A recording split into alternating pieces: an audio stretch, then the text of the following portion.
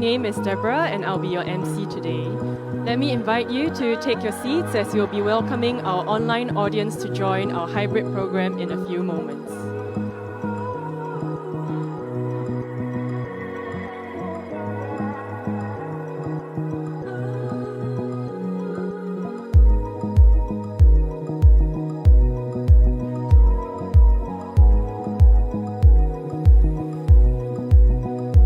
During this event, we would like to remind everyone here to kindly stay 1 meter apart and to keep your masks on.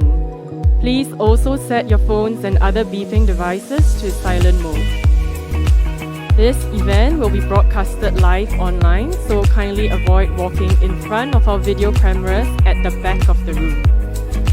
Please also refrain from switching seats.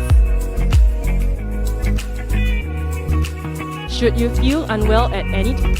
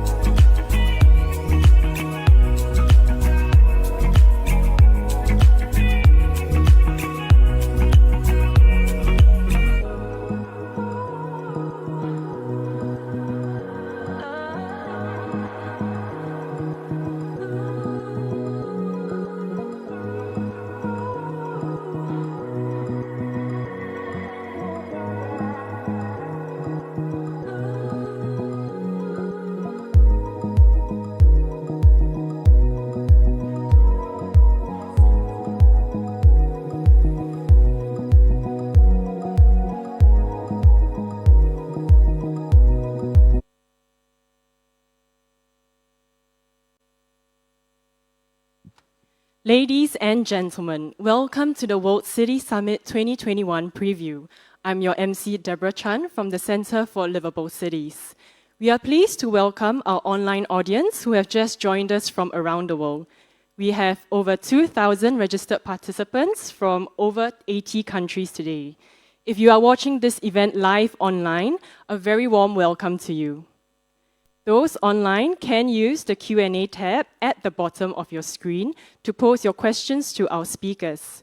Simultaneous interpretation in Mandarin is also provided on Zoom and can be found at the bottom of your screen. Ladies and gentlemen, the theme of the World City Summit is Livable and Sustainable Cities, Adapting to a Disrupted World.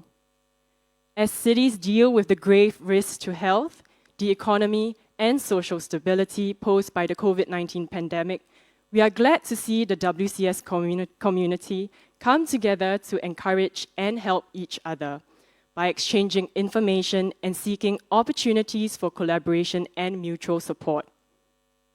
Our theme also addresses other disruptions that cities face, from the climate crisis to technological and social dislocations.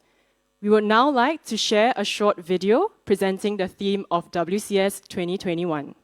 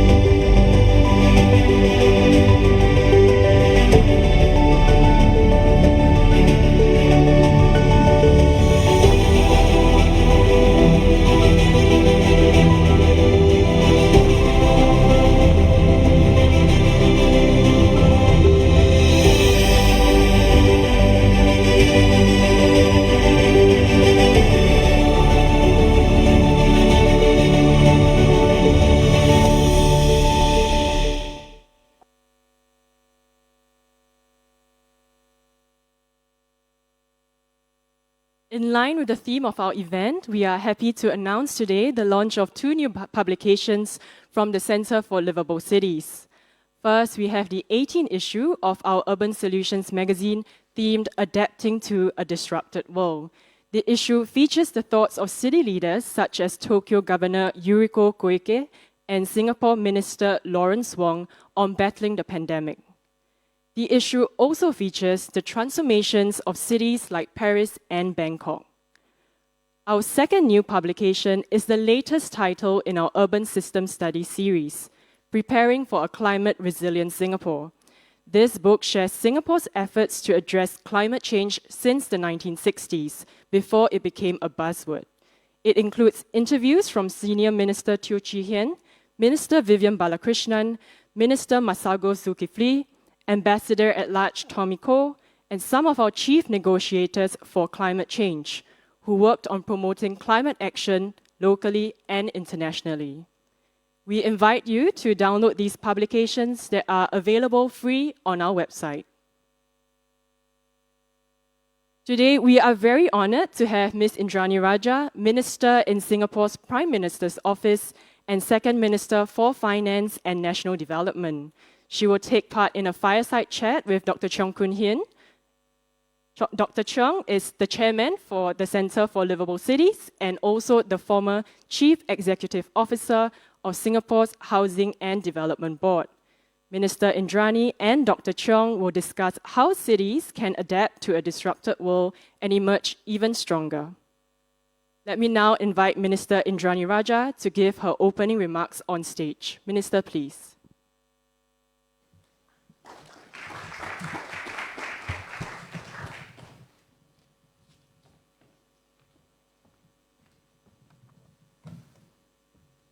Hello, everyone.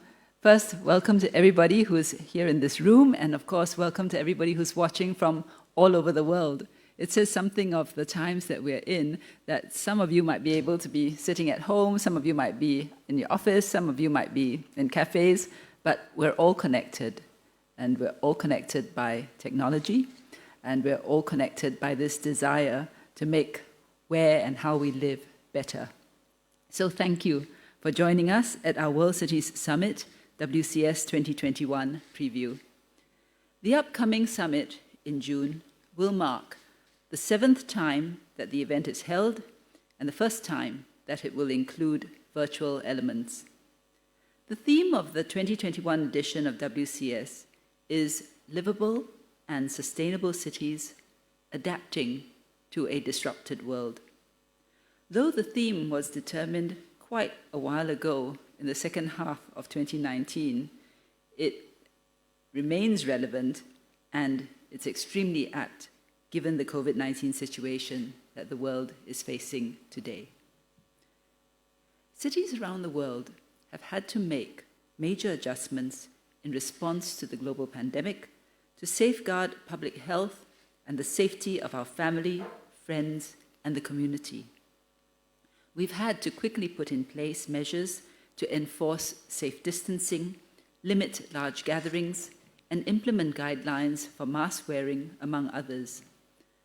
Not only was it a race against time to combat the spread of the virus within our communities, but we also had to collectively work to change our social norms and behavior in a short period of time. The pandemic has also forced us to relook at how cities are planned and built so that our future cities can be safer and more resilient against crises. In response to COVID-19, many cities have had to put in place various measures to curb the spread of the virus among the community, and these have included lockdowns and guidelines to prevent people from congregating at work and public spaces. These have resulted in the hollowing out of city downtowns and central business districts. Though these measures have inconvenienced many, they have also highlighted the importance of easy access to daily necessities and public spaces, and the need for spaces to be planned for multiple uses in order for them to be resilient. Cities with self-sufficient neighborhoods where healthcare, schools, eateries, parks, and essential retail and offices are within easy reach of people's homes by foot or public transportation have been helpful for residents who are unable to venture out far to run errands due to the restrictions imposed by various cities. This compact city model not only seems to work well in these troubled times, but also promotes greener and more livable cities. People rely less on private car transportation and more on active modes and public transportation, which reduces carbon emissions. Many cities around the world have started adopting similar aspects from the compact city model in their own urban planning. Paris is pursuing the goal of 15-minute cities, where a Parisian's needs are within a 15-minute walk or bike ride. Barcelona already has several superblocks of self-contained neighborhoods where car use is restricted and will be closing 21 more streets to form even more of such blocks. The use of nature-based solutions is another concept which is gaining momentum in city planning. Apart from absorbing carbon dioxide from the atmosphere, nature-based solutions harness nature's properties to mitigate the effects of climate change. For example, grasses can be planted in small depressions to form rain gardens or made to form shallow stormwater channels called vegetated swales. These help slow down, filter, and infiltrate stormwater runoff to prevent urban floods. Mangrove swamps can also mitigate coastal erosion. Many other cities are incorporating this approach in their urban planning. In Haikau, the wetlands of the Meiji River collect, store, and drain stormwaters to mitigate floods. They also clean 6,000 tons of urban runoff from the local urban villages. In Rotterdam and Portland, residents are encouraged to install green roofs, which not only store stormwater runoff and prevent urban floods, but also give residents more opportunities to interact with nature. In Singapore's urban landscape, you can find elements of both the compact city concept and nature-based solutions. One example is how Singapore's public housing agency, the Housing and Development Board, designs our public housing estates. For context, more than 80% of Singapore's resident population lives in public housing, and we work very hard to ensure that they enjoy quality living environments. Similar to what was explained in the compact city concept, our public housing towns are designed for residents to have easy access to shops, schools, as well as social and recreational facilities. Recreational facilities such as parks are within a 5-minute walk of most homes. Towns are planned with a comprehensive transport infrastructure, including cycling and pedestrian networks. HDB seeks to develop nature-centric neighborhoods where existing natural assets are enhanced amidst the development of residential landscapes under the biophilic town framework. All of these efforts fall under Singapore's larger aim, which is to be a city in nature, where Singaporeans can have a better quality of life while coexisting with flora and fauna. So we hope to hear your ideas and experiences on how you're doing this back home so that all of us can learn from one another and possibly adapt some of these solutions to our own cities. In conclusion, let me say, we are living in unprecedented times. The impact of COVID-19 and climate change has forced cities to rethink how they need to be planned so that they can be more resilient to crises and disruptions. Though all cities are facing similar urban challenges, there is no one-size-fits-all solution. This is why we have once again convened WCS, so that cities can come together to share experiences and best practices, and we can take the solutions which may best apply to our cities back home and adapt them for local use. I would like to thank all our speakers who will be dialing in for the 2 sessions later today from London, Ho Chi Minh City, Hong Kong, New York, Rotterdam, and of course from here, Singapore. They will be sharing their valuable insights with us. Today's program provides a sneak peek of the WCS, which will take place in June. So we do invite you to join us, even as we firm up the full program for the conference. Thank you very much. Thank you, Minister. Please take your seat on stage. We now invite Dr. Cheong Koon Hean to join Minister for the In Conversation dialogue. Dr. Cheong, please. Let us also take this moment to view the results of our audience poll. We asked you, what is the biggest disruption we are facing now? And based on the results, we can see that COVID-19 is the biggest disruption.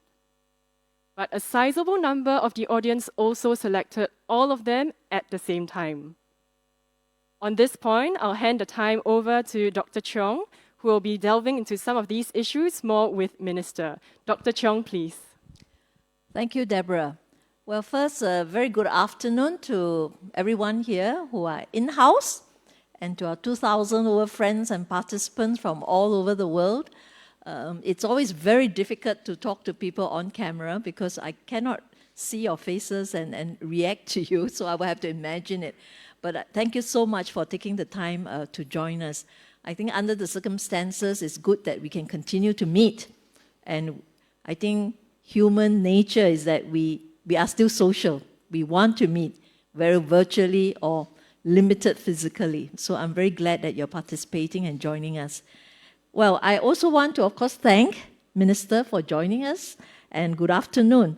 And thank you for your opening remarks and taking the time to join us for this fireside chat. We always call it a fireside chat. But actually, in Singapore, it's very warm, you know. But we're in a rather cool surrounding, so that's good. Well, Minister Indranee wears many hats, and she holds many portfolios in the Prime Minister's office and the Ministries of Finance and National Development. So we're really very privileged, Minister, to have you join us. And actually, we can truly benefit from her multifaceted views, integrating national policy, finance, and physical considerations. Because, as we know, as we seek solutions in the management of our cities, it's really very multifaceted and highly integrated. So I think it's wonderful that we have the right guest with us today to give us this overview. Well, to kick off, I will draw on the privilege of being the moderator to seek Minister Indranee's thoughts on some questions that I have in mind. And thereafter, I would really like to invite those who are here and all of you out there to pose your questions so that we can have a very vibrant conversation on the topic of today, which is really about livable and sustainable cities adapting to a disrupted world. And indeed, we are completely disrupted, both short-term and long-term. So, Minister, your opening remarks have really set out some ideas on how compact cities and nature-based solutions can contribute to the resilience of cities. And, we frequently talk about taking the opportunity to emerge stronger from this crisis. But what does this really mean as we are all struggling in our cities? And how can cities get there? How can we do so? When we're in the midst of this, it seems so difficult to look ahead and to say, no, we're going to emerge stronger. Wow. It's really hard to get our minds to wrap around that, right? When we're in the midst of all these challenges. And how do we do so? So I would really love to hear from you on this. Okay, well, this is a question that should really be answered by Koon Hean, who was overseeing our public housing for the last 10 years and has done a great job, I should add. But let me give you a little bit of the thinking that we have, and I'm sure that many of you in your own countries will also be looking at the same issues. I think one big theme that has emerged about this pandemic and how we can emerge stronger is sustainability. And sustainability cuts across many things. The most obvious one, for example, would be just greening cities, because when cities are concrete, when they're extremely hot, you have all sorts of the urban heat effect, etc. Singapore, let me see when this was. This was in the mid-2000s. I remember we had quite heavy flooding, and we weren't quite sure what exactly was the cause of it. And when they did an in-depth study, we realized that it was a bit too built up, too much concrete. The water was running off too fast. There wasn't enough green space that was holding the water and therefore letting it come out at a slower pace. I mean, just one simple thing like that, having too much concrete, not enough green, was causing flooding with adverse effects for a city, and it just affected a whole bunch of things. So sustainability is something that will cut across. Where we've got right now the 1 million trees project, where we're aiming to plant 1 million trees. We're a good way into that, but quite a long way more to go. So it's one of the many things that we're doing. And in terms of housing estates, how to make it more livable, how to have amenities which are within easy reach. And now especially with having to work from home, I think two things that have really come out of this is people appreciate the green spaces because they need to breathe. They just need to get out of the homes. The other thing is work will devolve. It will not be the case that work will be concentrated in city areas as much, I suspect, because a lot of companies are already starting to look at whether or not they can give up some of their space in very expensive areas, and to what extent employees can work from home. So the face of work is going to change. The infrastructure for work has to change. Sustainability will be something we will have to put in. And people, I think, are a lot more conscious of the need for inbuilt resilience. So there are just so many things about emerging stronger from this pandemic and this crisis that has forced us to rethink the way we live and work and play. Absolutely. As Minister, you have said that planning has to change, and the way we plan, we have to completely rethink. It was interesting on the way here, I heard on the news that even in San Francisco, a lot of people are leaving, mainly because of cost of living and having to ensure there's housing, So I think the planning of cities become very, very important. You mentioned also about resilient and adaptable infrastructure. And there's, of course, building infrastructure is difficult. So perhaps you could share some thoughts about, what are things we should think about as we build up infrastructure that gives cities resilience. whether it's about governance or private sector participation or even financing. I know if it's very close to your heart on the financing of infrastructure. Perhaps, Minister, you could share a little bit about that. You know, when we talk about resilient infrastructure, one of the things that immediately springs to mind are the Roman aqueducts. In Europe, I think they are spread out across many areas of Europe. And I often wonder whether those Roman engineers, they were brilliant engineers, knew and realized that what they were building was going to be used centuries later. And it was built on a very simple principle, which is level change. I mean, you use gravity and water flow to come down. And that, to me, is a really good example of resilient infrastructure. One, it lasts a long time. Two, it works on the basis of simple principles. You don't want something that is so complicated. I mean, in today's world with technology, yes, things do require maintenance and all the rest of it. But the simpler the concept, the simpler it is to implement and, most importantly, maintain. And if it can be on the basis of clean or renewable energy, then that kind of infrastructure is the sort of infrastructure that cities need to be looking at. The last thing you want is infrastructure which costs a lot, very difficult to maintain, and has a short lifespan. That's not the kind of thing that you want. And you also want infrastructure that people can live and work around. So one of the things that always makes me smile in Singapore is the Marina Barrage. I mean, it is an amazing piece of infrastructure from our point of view, because Singapore is very small. We have to be resilient in water. When we started out, we weren't self-sufficient in water. I wouldn't say we still are, but we've made great strides. But one of the key things was the fact that we needed reservoirs. And what the barrage does is the barrage turns the entire island into a reservoir.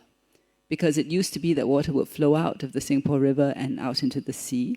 But with the barrage there, the barrage effectively turns the entire island into a reservoir, and then water can be pumped out. So over time, the seawater was pumped out, and as fresh rainwater comes in, you change the nature of the water, it becomes cleaner. But it's not just infrastructure, you see, because it is also a place where people go to jog, to run. The space around it is where people can enjoy themselves, do sports. It's part of our part connectors. So that kind of infrastructure serves a useful purpose. Technologically, it is very sound, but at the same time, it adds to the quality of the living of the city and is aesthetically pleasing. It took many decades to achieve that particular dream, but it is a much favored spot here. And I think, to me, resilient infrastructure is something like that. It's useful and you can enjoy it. Well, Minister, it's a favorite place for people who live in Singapore. So one day I hope all our participants out there can come and visit us. Minister, I'm going to push you a little bit more on this topic because I know there are a lot of wisdom from you because of infrastructure. You know, from your sharing, it seems that really you need to think long-term to plan infrastructure. And infrastructure can be multi-use, as you've suggested, in a Marina Barrage. So that really requires vision and planning. But one of the things that most cities face is actually also about the financing of infrastructure. So cities face two things. What types of infrastructure should they be thinking about and building that makes sense to make resilient cities? And how do you actually finance some of these things? So I know that you're very involved with Infrastructure Asia. So I thought it would be wonderful if you could share some thoughts on that. Sure. Thanks for asking about that, because that's become very topical. Financing for infrastructure is pretty much like any other sort of financing. The financiers will only put the money in if they think it's a worthwhile investment and if they're going to be able to see returns. And what we have seen, particularly post-pandemic, is that investors are looking for quality investment. They want to see quality investment. They want to make sure that they'll be able to get sustainable returns. There has not been, well, let me phrase it another way. In Asia and in the region, there is a huge demand for infrastructure, but it has not been able to get off the ground. And one of the reasons why it has not been able to get off the ground is because some of these projects have not been bankable. They're not bankable in the sense that either the bank looks at it or the investors look at it, and they're not sure whether their revenue stream is going to come back to them, and it's too risky. So when we analyzed that deeper, we found that there were several reasons for it, but one of the major reasons was poor structuring. In other words, it wasn't structured well financially, which, as you know, is also linked to the technical part of it. They go hand in hand, because if you don't have a proper technical solution for this, so it's not properly done technically, then obviously the financial structuring isn't going to come out well as well.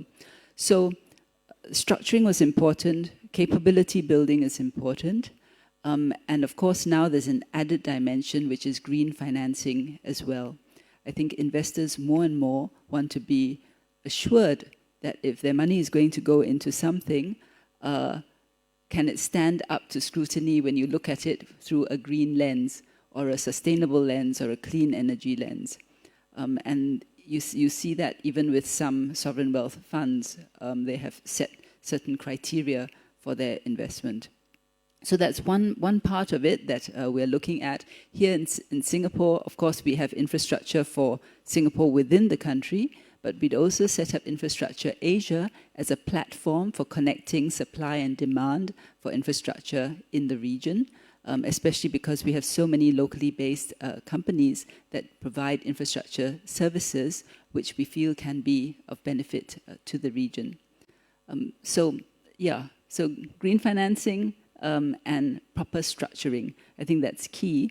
We also launched at the end of last year, in collaboration with World Bank, a capability building course for PPP for officials in the region, because we found that there was demand for capability building in this area, especially for officials who have to do the assessments of project viability. So in that small way, we are contributing, we hope, to the growth of infrastructure in the region.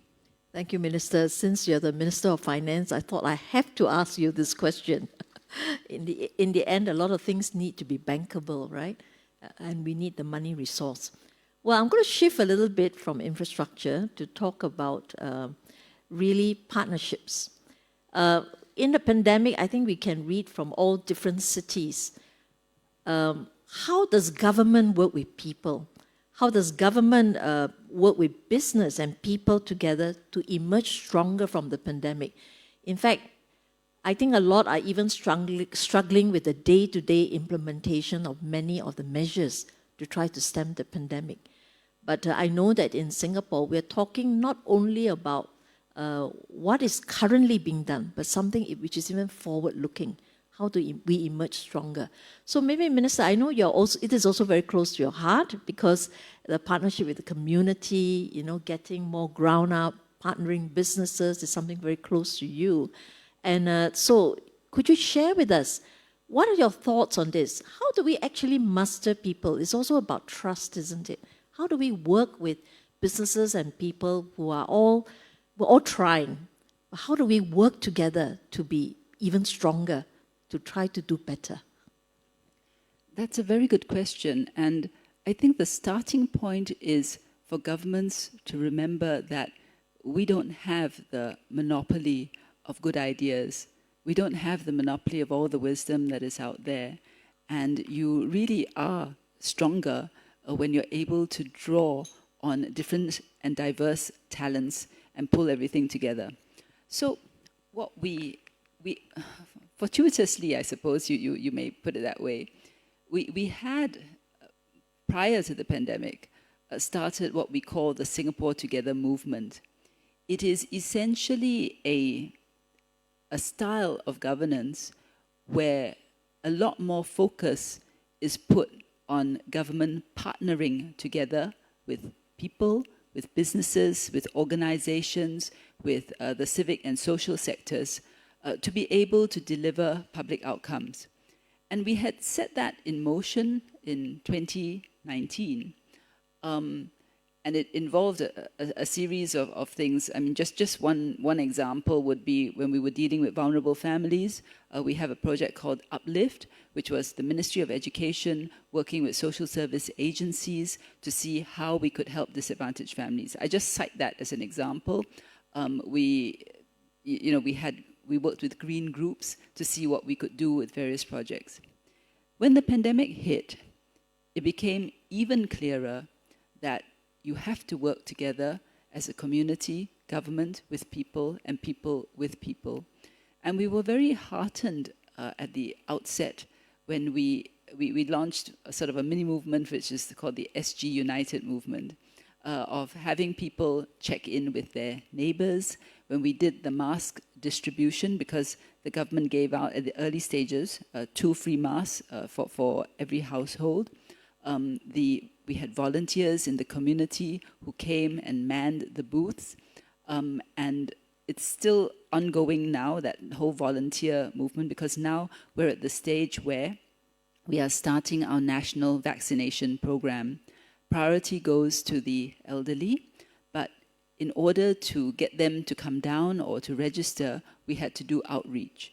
And in order to do outreach, we needed volunteers.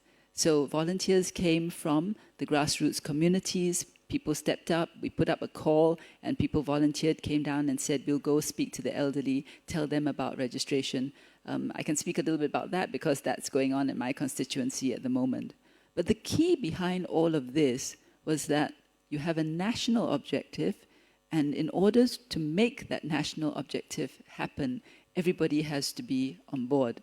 And that idea of partnering and pulling together is how you emerge stronger. So that's one part of it. But we also looked at the economic side of it and to see how we could get the economy to come out of this better and stronger.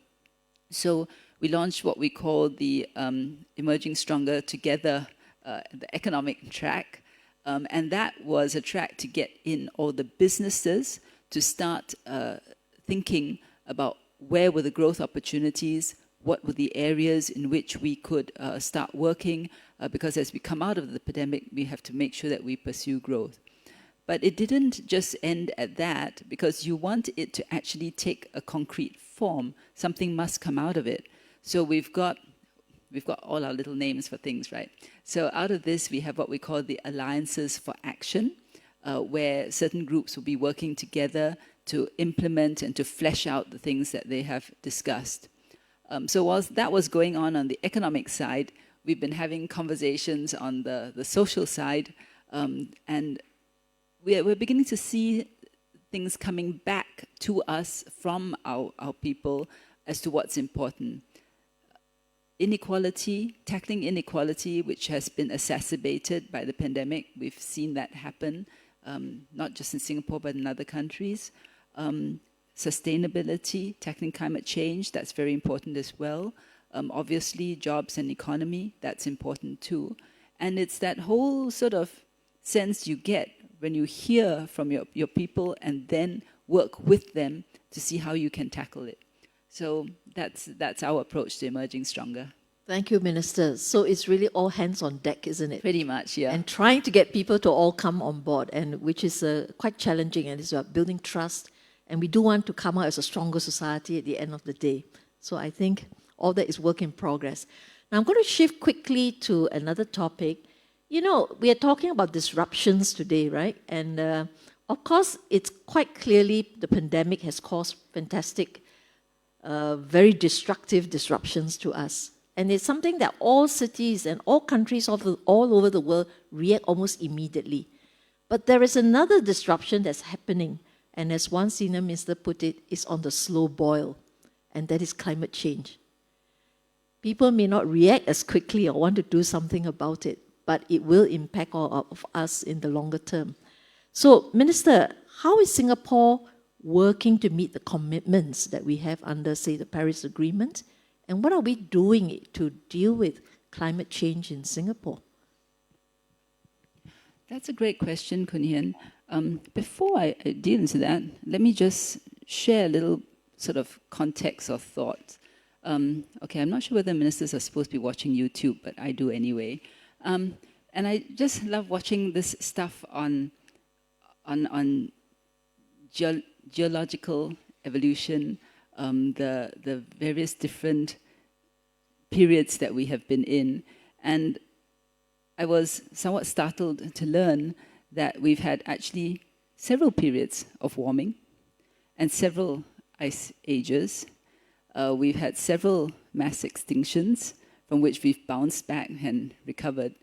And it's a little bit humbling, if you like, when you look at it in the context of geologic time, to see that we're actually probably at just one blip of what has been eons, and you know, it's actually billions of years of Earth's evolution and development.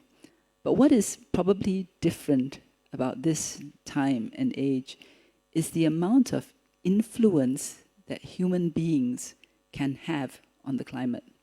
Because all the previous ones, the ice ages, the extinctions, and so on, I don't think any living organism on the planet had that ability to influence quite as much. Unless, of course, you count the cyanobacteria at the beginning, which were the ones who put oxygen into the atmosphere and changed the whole environment of the Earth. So that means a huge responsibility on us, because our actions have an impact. You could say that in previous eons, you know, glaciers had melted before, the Earth had warmed up before. Yes, all of that is true, but we have in our hands the ability to accelerate it, to make it worse, or the possibility of reversing it. And when you look at it in that context, then it becomes very real and very urgent. So what are Singapore's priorities and commitments in this area? Well, one of the things is our pledge to commit to absolute peak emissions level of about 65 million tons of carbon dioxide equivalent around 2030. So we basically want to have peak at 2030, and then after that see how we can come down from there. We're going to be doing various things like phasing out internal combustion engines, moving to electric vehicles. To do that, you need the infrastructure in place, so it's going to take some time, but we're already starting to experiment with electric vehicles, and you know, we can expect that in the decade to come, we'll be making that switch over to that. We have been moving onto cleaner forms of energy, and we're aiming for quadruple solar energy production by 2025. We're also trying to do solar in a big way. So PUB has begun building a 60 megawatt peak PV system on Tengah Reservoir. We've also got solar panels on HDB rooftops. I'm not sure if you've noticed that, but they generate energy for the common spaces. And increasingly, we're looking to see how we can incorporate that into the design. So that's another very exciting thing. And then our Building and Construction Authority aims to green about 80% of our buildings by gross floor area by 2030. That's all part and parcel of the Green Building Master Plan. And as our Prime Minister announced at our National Day rally a couple of years back, with rising seawater levels, we're going to have to see what we can do to protect our coastline. So we're studying that, but obviously one of the ways would be to build barriers or something equivalent to polders around the coastline. We've also got to raise the level of the island bit by bit, stage by stage, so that, you know, our land level rises even as the sea level rises. We've said that we would commit something like 100 billion over the next 100 years to do this. Obviously, plans will have to evolve as we go along, but that's how seriously we are taking it. and we've got the 1 million trees project and greening of different of our spaces. So you can see that we do have a pretty long-term plan for this, both short-term as well as long-term. But we're very, very determined that even though we're a small country, we should do our part, and it's important to us. Thank you, Minister. I think that gives a really good overview of what we're trying to do here. And I think many cities are similarly doing their own initiatives to deal with these disruptions. Now, I would like the organizers to pull out questions from the audience. I hope that there are questions that are coming in. Is it possible to put them up on the screen so that we can see them? Right. Okay. I think there are quite a lot of questions coming in, so they're trying to sort out also based on favorite questions from our audience, right? So we have one that's come up, and it is, in the face of the global health pandemic and geopolitical situations, what are ministers' views on how countries or cities can further collaborate together? And this is from Lina Ng from Thailand. So, Minister, please. Hi, Lina. That's a great question. I think one of the key things in a pandemic situation like this is the sharing of information and data. If you think back to last year, when the pandemic first broke out, we had very little knowledge about the virus, and that knowledge had to be gleaned not from the experience of one country alone, but different countries sharing as quickly as possible. So I think that collaborating in terms of data sharing, collaborating in terms of research, which is what I understand, I mean, the development of the vaccines, right, took place in such a short time. It's been unprecedented in the history of vaccine making.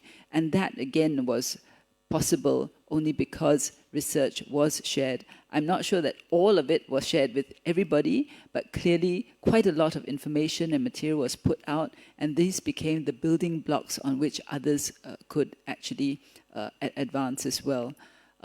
So I think that's the key thing. If that underlying principle of collaboration and cooperation is there, then all the other things would flow from it. Minister, you are absolutely right. If the research community did not share a lot of information, I don't think we could have got the vaccine so quickly. It's probably a lightning speed, in the history of vaccine development. So the challenge is not only singular city or singular countries, but the whole world. So the collaboration and that mutual discussion is so important. I should add that the other area which is also very important is logistics, because of supply chains. I read in the newspapers about fruit that had been harvested from the orchards, and it was just sitting there rotting because it couldn't get onto transport to take it to the train stations, which would then take it to the ports, which would then put it on ships, which would allow it to be shipped out. So the pandemic has really illustrated the importance of having good supply chains, because if people cannot move, the goods, and importantly food, still has to move. And that has to be something which we need to look out very carefully for. And that's another reason why logistics infrastructure is another thing that investors are looking at very carefully. Yes, and these are all transboundary issues as well, right? So that collaboration between governments become important. I don't think anyone can afford to be completely inward-looking. So thank you, Minister. Let's have the next question. Let's see what's up on the screen. Okay, someone, Jean from Singapore, has the pandemic changed the way Singapore approaches urban or city planning? Why or why not? If yes, how might we see this shift in thinking manifested physically in the coming years?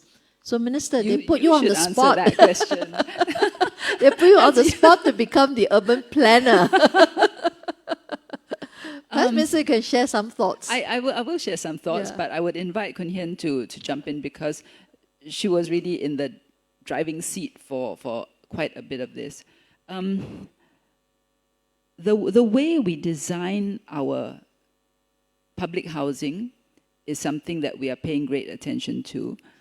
I think one of the reasons, and it's not to be underestimated, one of the reasons why respiratory diseases in Singapore are far less now than they were before is also attributable to the way our public housing is designed, because we have a lot of windows, open windows, ventilation is good. When I was young, growing up in Singapore, TB was an issue, tuberculosis. We had very crowded urban slums at that time with crowded conditions, which basically meant that no windows, poor ventilation, viruses, germs, whatever it is, would be circulating in the same area, and you would get respiratory diseases from that. But when you look at the public housing that we have here, very often it's sort of open sliding windows next to balcony, and then of course if you have other windows in the flat which are also open, it allows for the airflow, and that makes it cooling, which is important, but it also has a health impact. So just something as small as that, the way you design your public housing can make a huge difference in terms of health. We'll also have to look at digital infrastructure, because this pandemic showed that if you can't get out and move, the only way you're able to stay in contact with other people is in digital platforms. We saw how mental wellness was affected by people not being able to socialize. And we saw that especially in the case of the elderly who are not so tech savvy. Not many, well, not saying not many, but not all of them have smartphones. And because of the restrictions, especially last year, now not so much because we're now in phase 3, so things have loosened up a bit. But last year, when we were advising them to stay home, they couldn't see their children. Food had to be dropped off during the circuit breaker, which was our equivalent of a lockdown, though not as restrictive as some other areas. And we then, in one of our budgets last year, decided that we needed to make sure that the elderly were equipped with smartphones. And if you wanted them to have smartphones, that means they also had to have the Wi-Fi packages, which also meant that you need to have the digital infrastructure to support that. The same thing with our hawker centers, which have recently received United Nations Cultural Heritage status. The hawkers were using cash, but if you want, in a public health situation, to make sure that you don't handle cash so much and you got to get them onto digital means, then the digital infrastructure for the eateries and for the hawker centers has to be in place. So designing, for eating out, for social interaction in infrastructure has to take place as well. And like I said, even small pockets of green spaces matter, because people have been saying that the one thing that kept them sane was being able to go out, walk their dog, do some exercise or whatever it was. Thank you, Minister. There you are. You're the good urban planner. Perhaps I just add 2 more points, Minister, as you have said. 2 things that we learned is that the mindset has to change a little bit from looking at things that are just in time to just in case. Because we always plan so optimally, but we realize that with the pandemics, you almost have to have certain self-sufficiency, whether it is in food or in stockpiling very important materials, whether it's medical or for construction. So it completely changes the way we think about optimization and efficiency to building resilience. So I thought that was something we learned. The second thing that was good for us, as a minister you have pointed out, is the way in which we plan, because Singapore has always focused on decentralizing a lot of things. So it's not everything in the city. Amenities are well spread out, and fortunately our public housing estates are planned as in neighborhoods. So every neighborhood is actually fairly self-sufficient. So people could get to amenities easily without cramming into public transport and all getting into the city area, which is not a good idea. So, Minister, you're absolutely right. So I think these are some of the principles. Sometimes it's not a matter of changing all the planning, but it's really accelerating some of the ideas that we have already been doing, like having more polycentric centers. So I think that's something that we are doing. There is one area that came out strongly, the pandemic, and if any city has solved this problem, please let me know. Community noise. Because now that people are at home, the noise that they would otherwise not have heard because they were in the office is just there, whether it's in the form of basketball or whether it's in the form of whatever is happening, games or children playing downstairs in the playground. I was getting emails like, there are children playing in the playground, can you make them stop the noise? And I'm like, they're children make noise, you have to let them play at the playground. But one of the things that it means that we have to look at is when you're thinking of a pandemic like this and when people have to stay home, you do have to think about the surrounding environment and its impact on people, and how to cater for that. So that's one of the issues that I have to tackle anyway. So it's not just the planning, but the human side of it, isn't it? How do we get a community to be more understanding and to step up? Thank you. Well, we have slightly more than 5 minutes, so I would like to call up one more question, if the organizers can bring up. Okay, what key infrastructure changes can we expect in Singapore in the next 10 years? I think Minister did touch a little bit on that. Whether, Minister, you have anything else to add to that? I would say, well, if I had to summarize it, I would say the city areas will be more decentralized. The public transport will move to cleaner energy forms of transport. We definitely will be trying to make sure that we have much more greenery. We'll have to move to clean energy, and we'll have to think about how to redesign our living spaces and housing precincts. In that regard, HDB has embarked on a series of conversations with residents from different precincts, because again, this is not one size fits all. You do have to have a sense of the profile of the people living in the different areas. Areas which are more elderly may have a different needs and aspirations from areas where there are younger families. So that conversation that we're having with our people as to what they would like to see and how they would like their housing estates to be designed is an important one. So because design cannot be done in the abstract. Design has to be done really in collaboration with people, because they are the ultimate users of that space. So you must hear their voice, and their voice must come out in the end design. Thank you, Minister. I can see that your approach is completely people-centric, from the Emerging Stronger Conversations, Singapore Conversations, and the way you talk about, it's really about people, right? We're designing and planning for people. So thank you very much.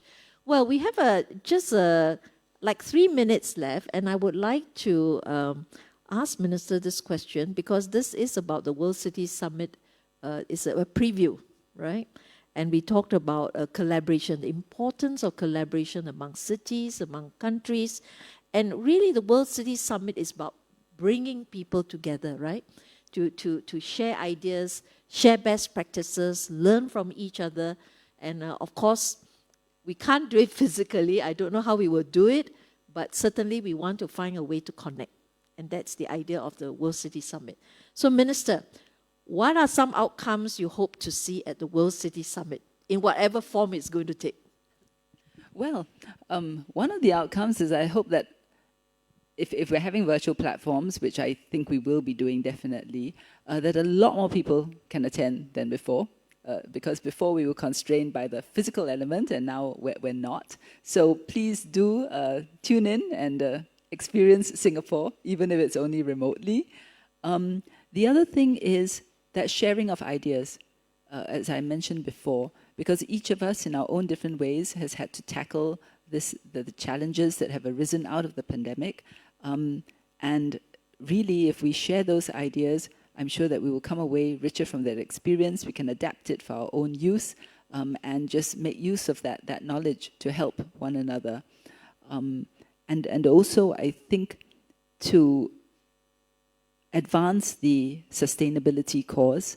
The the sustainability cause, I mean, there's so many different conflicting demands and all the rest of it. But I think at the end of the day, we can agree that we want a cleaner, more sustainable planet where people can not just live, but breathe, right? And which is socially responsible. And if we can find a way to agree on how to do that and to share best ideas and best practices on how to do that, that will be great.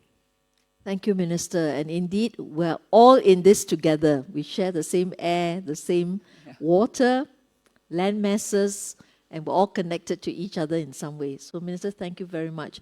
So I think on that note, it's most appropriate for us to end this chat with the Minister. I'd like to you to join me to thank Minister for taking the time to join us, to share her thoughts. Thank you. And we hope to see everyone at the WCS. And I'll hand this session back to Deborah. Thank you very much, everyone. Thank you, Minister Indranee and Dr. Cheong, for their insightful and inspiring discussion. We would also like to thank our audience who have joined us in person and virtually. We have now come to the end of this session, but do join us at our next session, Smarter and Greener, Transforming Through Technology. This session will take place online in 1 hour's time. Now, before you leave, we also invite you to use the QR code or link to fill in your feedback. Until our next session, thank you and goodbye.